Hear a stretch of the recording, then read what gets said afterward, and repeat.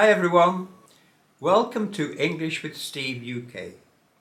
Now today I'm going to talk about English idioms, 30 of the most common ones. And English idioms are so important if you want to speak English fluently, if you're at advanced level or want to reach there. But before I do, can I ask you please, if you liked the video, please hit like and also subscribe.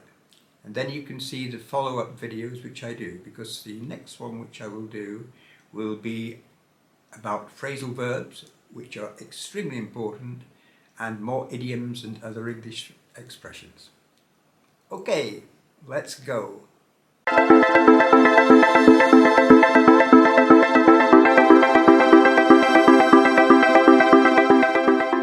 Let's start with a piece of cake. Now, a piece of cake means something that is very easy to do. Learning English idioms isn't a piece of cake. I'll come back to that in a minute. But riding a bicycle is a piece of cake. You probably didn't find it so when you were 3 years old, but now it's a piece of cake for most of you, I would think.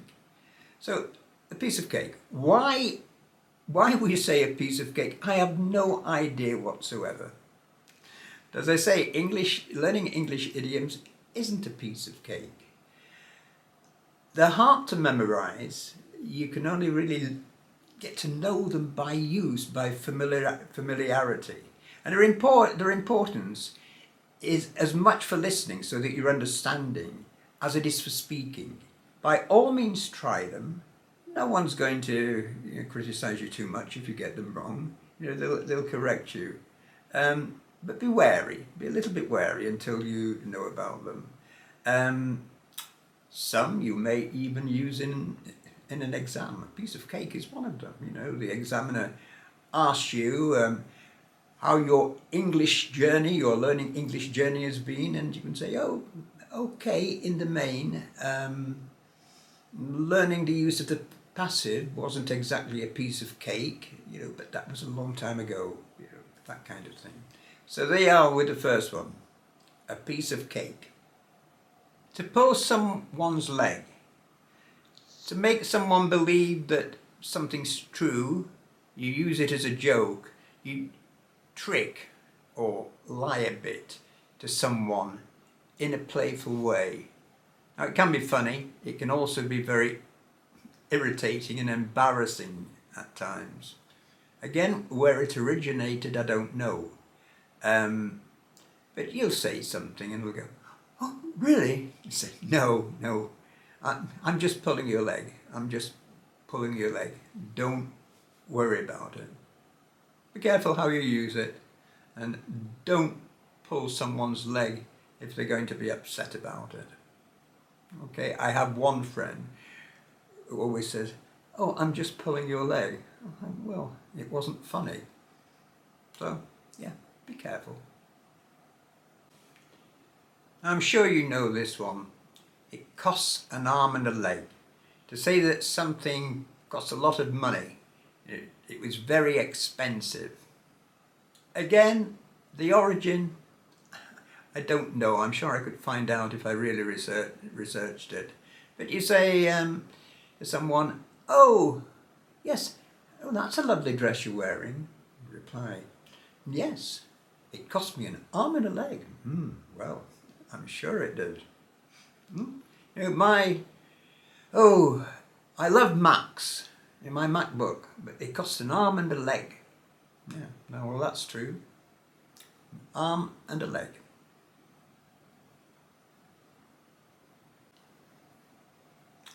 Here's one that everyone seems to like.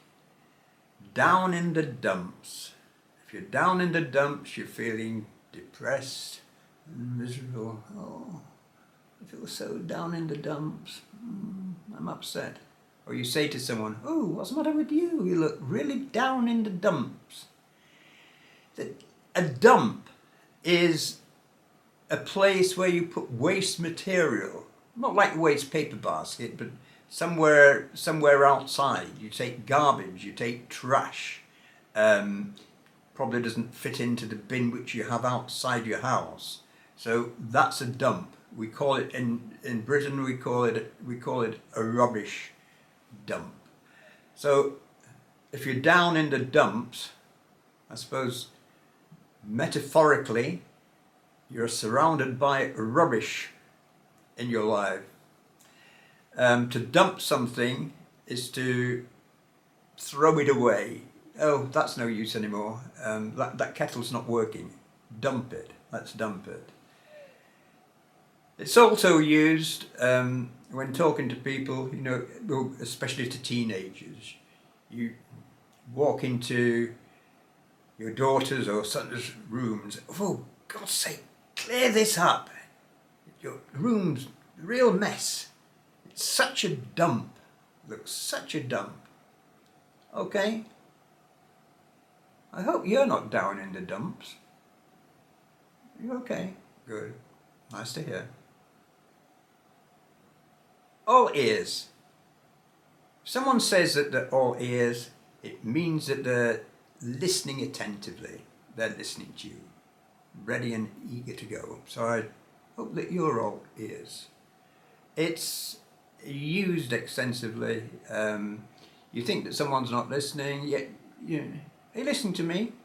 Yeah, go on. I'm all ears. I'm all ears. Or you say to someone, did I tell you about Jasmine? What's happened to her? Reply, no, go on, tell me. I'm all ears. All ears for the bit of gossip.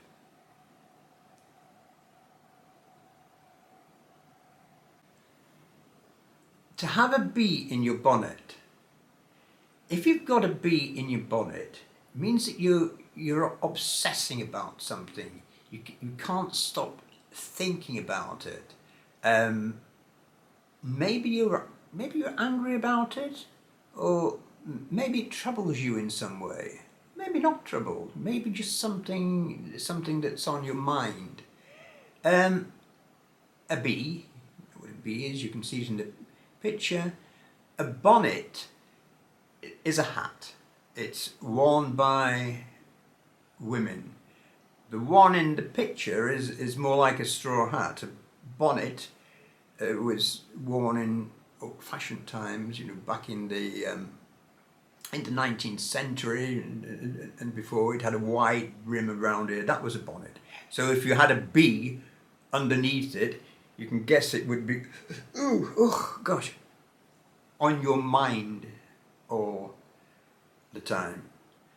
The only men who wear bonnets, as far as I know, are Scotsmen.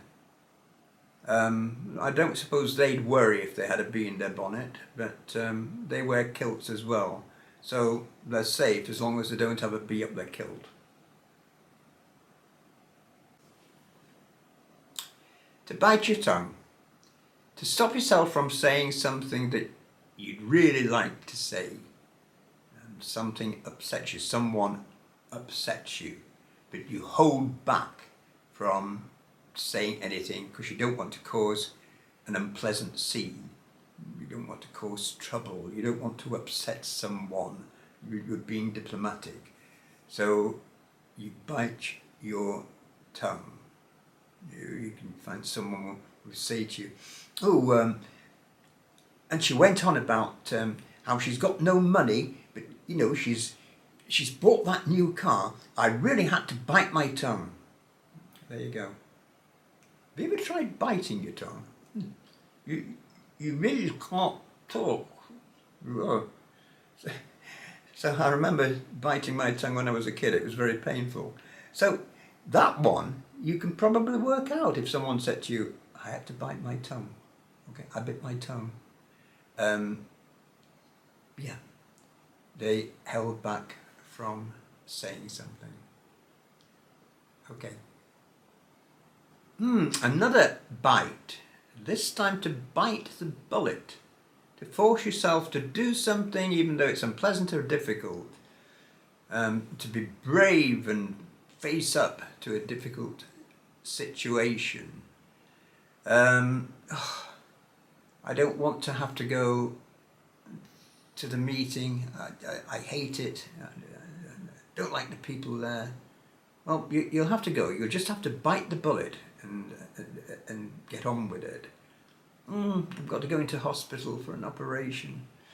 Oh, I hate operations. I hate hospitals. Well, bite the bullet, you'll be okay. The origin of this, I can guess. It would come from the military. In a war on the battlefield, a soldier is injured and they're performing battlefield surgery. They have no anaesthetic, so the patient would be given a bullet to bite on. I use my pencil as a bullet. So he can't. We're back to tongue again. So he can't bite his tongue when he's in pain. And the other thing they do, of course, which is much more pleasant, is to give him a good shot of whiskey. But I guess on the battlefield, bullets were more readily available than whiskey. To bite the bullet. Now here's a lovely one. To break your leg. It's used to wish someone luck when they're going on stage or they're going to present somewhere. It used to be thought to be superstitious, well it still is actually in the theatre, to say good luck as the actress goes on stage. So you'd say break your leg. Now, where's break your leg come from? Well, I read a few months ago that the likely origin, and I think there's probably some truth in this, is that it goes back to Shakespearean times, when in the open air theatres, they didn't have theatres like they have today, people would bring along their own wooden chairs, and then they'd get so excited, they'd bounce up and down, and these chairs were badly made and a bit rickety, and sometimes the leg would break, and the guy or woman would fall off the chair and onto the floor because the leg was broken. So if you were saying to an actor, yeah, go out there, break a leg, I mean, cause so much enjoyment that people get excited and the leg of the chair breaks. Sounds plausible, doesn't it? Yeah, plausible, believable. Yeah, I like that one. Okay, when you go to your exam and you're doing the speaking part of it, break a leg. Another break. Break the ice. To break the ice, say we break the ice when we meet someone new. We say something which breaks the ice, which means that we make them feel more comfortable. So meeting someone who's just arrived from somewhere. Hi there, lovely to meet you. How was the train journey? How was the journey? Hi there, great to meet you. Oh, gosh, I like your coat, or whatever. I'll talk about the weather. Oh, it's cold, isn't it? I hope you're okay. That's breaking the ice, making people feel comfortable. There's also something called an icebreaker. An icebreaker, I don't mean the proper tool, which you use to go out and break ice. An icebreaker is often used in business meetings, in business conferences. We used to use them in the British Council at the start of a conference to make everyone relaxed. That was the idea of them. Most people hated them. The leader would start, okay, we're going to do an icebreaker. Now everyone go around and introduce yourself, find something new about the person you meet, and then go to the next person and tell them about it, and go on like that. Or stand up and talk about your favourite hobby or something you hate. Icebreakers. Oh, yeah. Well, we did them. That's an icebreaker in a meeting or a conference. But an icebreaker, when you're meeting someone, you're breaking the ice. You're making people feel more relaxed. Okay. Oh, this is another popular one amongst people who don't know it. And so it seems, to open a can of worms. Now, if you say that someone's opened up a can of worms or about to open a can of worms, you mean that they're about to talk about something which could have unpleasant consequences. It's better not to do it. It's better left alone. So you might hear it in a conversation. I'm going to tell her that I saw Frank at the pub. He was talking to this blonde girl. Don't do that. Don't do that. You'll open up a can of worms. You'll open up a can of worms. It could be a meeting when you say, the boss opened a real can of worms when he talked about cost efficiency and how we had to cut back. Does he mean we're going to have to cut back on staff? That's a can of worms. I've no idea why we talk about a can of worms. Worms, not particularly pleasant, are they?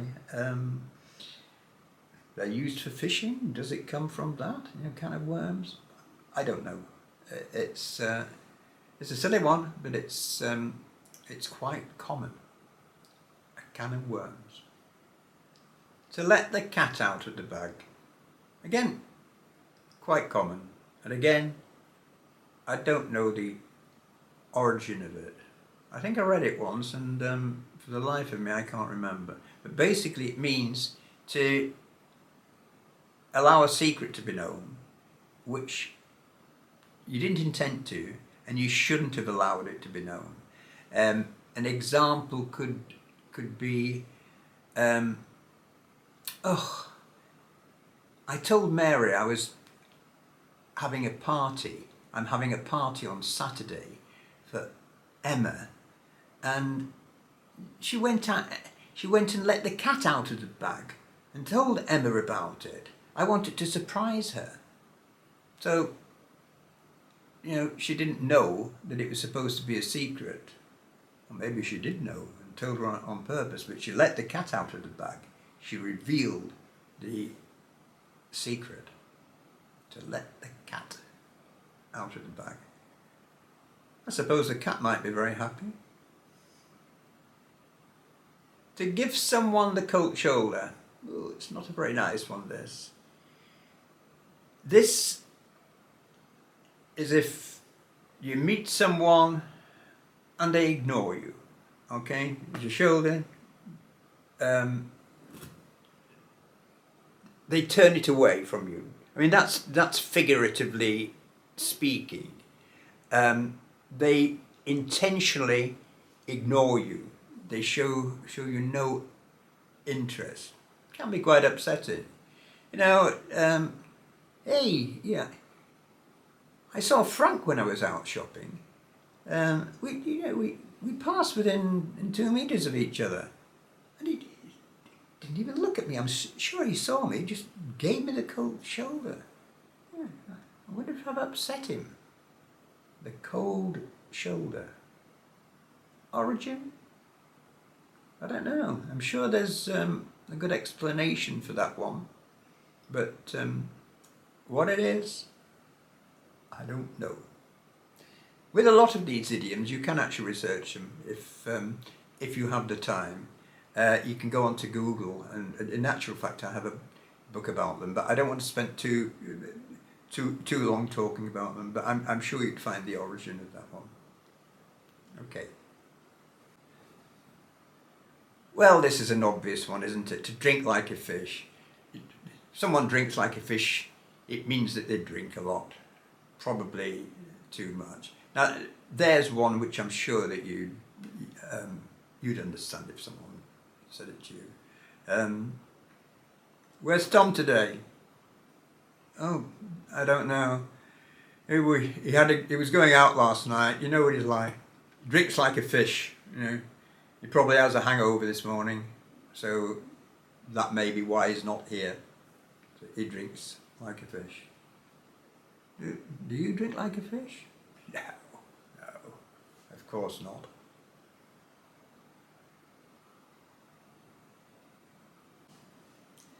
To put all your eggs in one basket. Again, I think this is one you may be able to work out depending upon the context.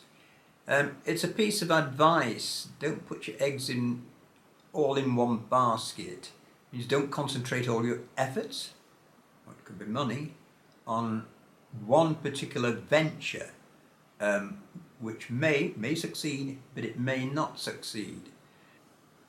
So if it relates to money, it could be that, I have some money to invest.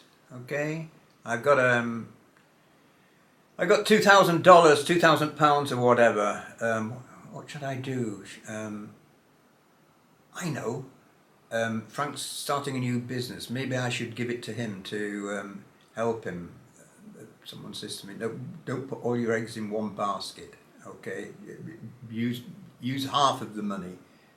Don't give it all. You know, you might lose it all." So that's the idea. Just be careful what you're doing with your money or with your effort. To give someone a hand. This one's fairly easy to understand, isn't it? Or is it? You give someone a hand or lend someone a hand, it means you're helping them. You'll find people saying to you, "Excuse me, do you mind giving me a hand with this? It's a bit heavy, can you help me carry it?" Or a friend saying, "Hey, can you give me a hand with this homework? I just don't understand this English grammar or this idiom. Give me a hand." Here's my hand. Okay. To have your cake and eat it too. To have or do two good things at the same time. And it's impossible to have them both, succeed at both, for both of them to work out for you.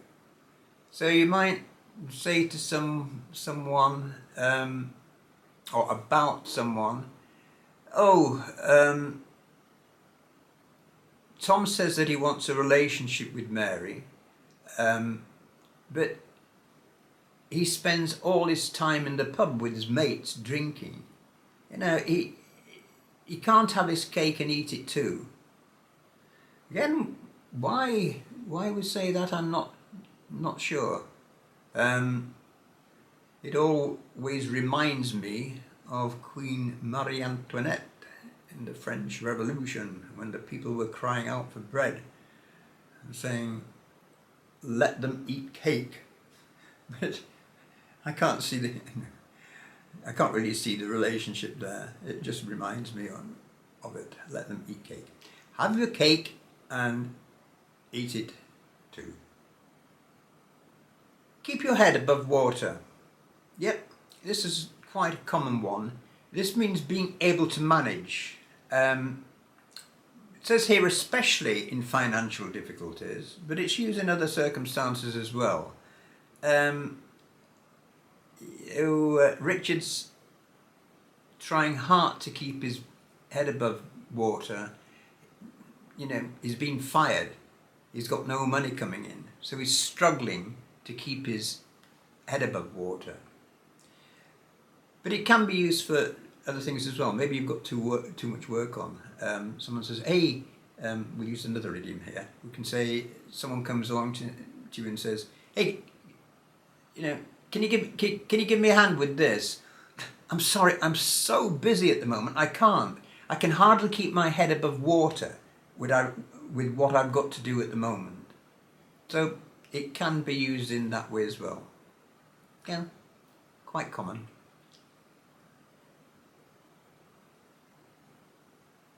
Like finding a needle in a haystack. Something's very hard to find. This one should be apparent to you. The meaning should be apparent, as long as you know what a needle is. You know, the little thing that you use for sewing. And a haystack, the big pile of hay which you see in a field, as you see on the images you see on the picture. So if you're looking for something and you say, I can't find it, it's like looking for a needle in a haystack, like finding a needle in a haystack. You're finding it difficult to find. I have that problem sometimes. I'm rather untidy. I go to my desk drawer, for instance, I'm looking for a pen, which actually works, and it's cluttered with paper and lots of other stationery. And I could say, trying to find a pen that works, and this drawer is like looking for a needle in a haystack. Hard to find. Bit of an exaggeration, isn't it? You know, a needle in a haystack would be impossible to find, unless you pricked your finger on it. Ow! Okay, a needle in a haystack. Straight from the horse's mouth. If you hear something and it's straight from the horse's mouth, you get the information from someone who definitely knows it to be true. They know that it's certain. So, an example, someone tells you something, you say, oh, surely that can't be true. Reply is, it is. I got it straight from the horse's mouth. Emma told me, you know, and she was there. She actually saw it happen. Yeah. Straight from the horse's mouth. Didn't know horses could speak, but there you are. Origin, you don't know. If you say to someone that they've hit the nail right on the head, or hit the nail on the head, then you're agreeing with them that something is true. Example, someone says to you, well, the reason he never finishes his work is because he's always late arriving in the morning. Yeah, you've hit the nail on the head there. The other thing you can say, an expression I commonly use, is, you can say that again. When you say that, you're not actually asking them to say it again. You're agreeing with them. You can say that again. Yeah. You've hit the nail on the head there. Same thing.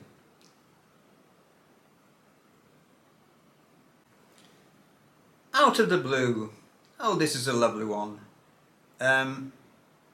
Well, hopefully it is. Anyway, someone says to you, hey, I've just had a stroke of luck. My uncle left me £10,000 in his will. Came out of the blue. Oh, he's just won the lottery. Came out of the blue. Didn't expect to. Of course, it could be something sad. Could be something unpleasant. Did you know that she's left him? Oh, really? Yeah. She's so upset. Complete surprise. You know, she thought they were quite happy together. Very happy together. And he's gone off. Just happened out of the blue. So, a complete surprise. I like to think of it in happy situations when something nice happens. Out of the blue. Oh dear, seeing red to see red. If you see red, you're suddenly very angry. Oh, you can hear this in conversation. And you know, he said, it's such and such a testimony. I really saw red when he saw that. I was so angry. Did you tell him so? No, no. I bit my tongue. Put two idioms together there. So seeing red is someone feeling angry. Like a red rag to a bull. In the bullfights that they had in Spain, it was said that the red rag, which the toreador, matador used to entice the bull, the red made the bull angry. I also read somewhere a long time ago that that's not true. I don't know if anyone from Spain can shed light means to reveal the truth about that. Please let me know. Red rag to a bull. But seeing red, if a person sees red, they are angry. I don't know about bulls. If the shoe fits, wear it. You say this about someone, a truth which they don't like. They find it unpleasant, but it's true. For example, someone says to you, "Oh, I told her that she's too vain. She just thinks about her appearance all the time." You reply, "Well, it's true. Yeah. If the shoe fits, she should wear it. She should wear it. Yeah, if the shoe fits, wear it." To be sitting on the fence, to be torn, divided between two sides of a discussion and argument. You're not making a decision about either side of it. Example, I'm going on holiday with Harry and Meghan. Harry wants to go to the beach. Meghan wants to go to the mountains. I'm not sure. I'm sitting on the fence about it. Sitting on the fence. To not take sides, to be thinking about it. Well, that's convenient. To sleep on it. I didn't plan this sequence. To sleep on it follows nicely from sitting on the fence. You're trying to make a decision. You're not sure which way to go. So you say, I'll let you know tomorrow. I'll sleep on it. You want to think on it. You want to think about it. So yeah, to sleep on it. You delay making the decision. And then you wake up the following morning and you still haven't made a decision. We still say it anyway. I'll sleep on it. Sometimes it's just a way of postponing things. The best thing since sliced bread.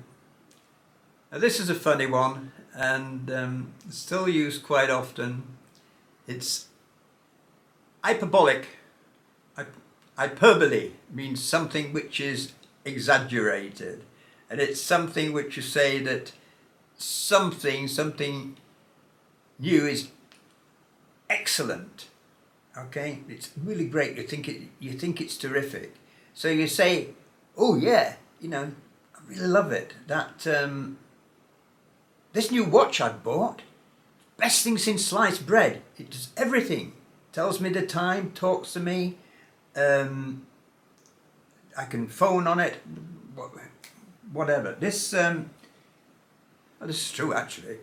My thermos coffee mug, it's the best thing since sliced bread. Keeps my coffee warm for hours. Excuse me. Best thing since sliced bread. Sliced bread, a loaf of bread which was sliced and then wrapped, was introduced into Britain sometime in the early 20th century, and it became popular. Before, of course, bread had to be carved with a carving knife and sliced, and then bread, as a convenience product, was packed, already sliced. We must be terribly lazy, we British, at times. And I remember we ate, I still do eat sliced bread, but eating it as a kid, and actually some of it was not very good. It was very, very soapy, very, very tasteless. Now I'm pleased to say we have sliced bread, which is pretty tasty. You know, good wholemeal bread, granary bread, so it's okay. Sometimes I do like to get the loaf and slice it myself. But it's a humorous expression, okay? You don't mean to make comparisons with sliced bread. It's just an expression which has come into use, which is quite funny. And you'll hear it quite a lot, you know, okay? The best thing since sliced bread. Okay. Don't cry over spilt milk simply means don't be upset about something which has happened which you can't reverse. You can't change the situation. You know, physically speaking, if milk is out of the bottle and it's all over the carpet, all over the floor, you can't get it back into the bottle. So, used figuratively, it means you cannot change the situation. You know, you say to someone, it's pointless, it's useless crying over spilt milk. You just have to accept it and get on with things. You know, I hope it will be okay for you. Here's one which is really a business idiom, although you do find it used in everyday conversation. You know, are we on the same page? Are you in agreement about something? Are you thinking the same thing? So you'll find it used in business quite a lot. You know? Do you agree that we should make a presentation to them? Do you agree with the forecast? You know? Are we on the same page? Are we on the same page? You can use this in everyday conversations. It does come up occasionally. So yeah. Are we on the same page? Are we on the same page about idioms? And that they are important? How important they are? Hope so. Moving at a snail's pace.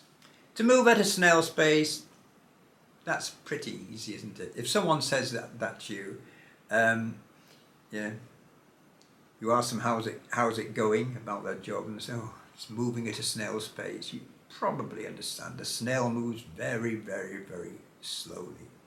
So their task is moving very slowly. They've got too many reports to write or whatever. You're walking with someone, with your partner, and he or she says to you, come on, hurry up, you're moving at a snail's pace. You're looking in all the windows and admiring the sights. We're going to be late. Stop walking at a snail's pace. So that's an easy one to finish with. Well, I hope seeing those idioms has helped you. You may know a lot of them, you may not. If you don't know them, then watch the video again. But sometimes it's hard to memorize. Okay, but at least now that you've seen them, if they occur to you, they may trigger something in your head and you'll know what they mean. You can try and use them. The more important really to understand when someone's saying something to you, then you get used to them, then you can start using them yourself. They're part of the lexical approach to learning language, which helps fluency. The lexical approach is taking language in chunks, knowing chunks of language, like idioms and phrasal verbs and collocations and other expressions, fixed expressions, semi-expressions, which I'll be doing a video about later. That's how you learn a language as a child. And idioms are part of that. I suggest that they're not as important as phrasal verbs, which we use so often, I consider really important. But we do use idioms. Don't let people tell you that they don't. Not idioms like it's raining cats and dogs. That seems to be one that everyone's familiar with. I never use that. It's pouring down, it's throwing down, or it's down. Rude ways of saying it. But I don't use it's raining cats and dogs. The same with idioms. There are some which are obscure, archaic, old-fashioned. We don't use them. But others are popular. A needle in a haystack is very popular. A piece of cake is very popular. Out of the blue, over the moon, which I haven't included here. Oh, I'm over the moon. I'm really happy. Over the moon with my exam result. Yep, used a lot. And you'll use them less in writing, of course, but you will use them in speech. And if you're taking an exam, it could be useful to throw one or two into your speaking, but don't overdo it and sound contrived. Okay, hope it's been helpful, and see you again soon. Bye bye.